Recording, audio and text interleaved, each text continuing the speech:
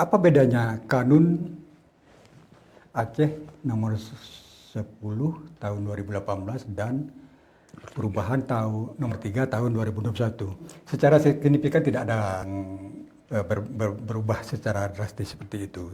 Nomor 10 2018 itu ada pelaksanaannya yang tidak bisa mungkin diakomodir.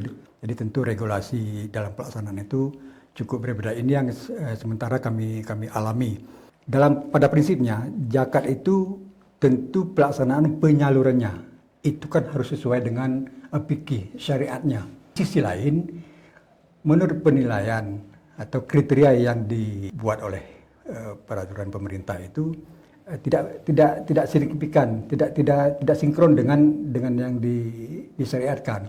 Makanya di dalam pelaksanaan itu sendiri, apa yang kami laksanakan kita tetap mengacu kepada kanun itu sendiri. Nah, di sisi lain, pada saat mungkin di dalam hal pemeriksaan, karena sudah menjadi PAD, tentunya ada regulasi lain dari Permenq yang bisa digunakan untuk mempengaruhi kegiatan di Baitul Mal itu sendiri. Jadi ini sinkronisasi itu ini yang belum kita dapatkan sepenuhnya.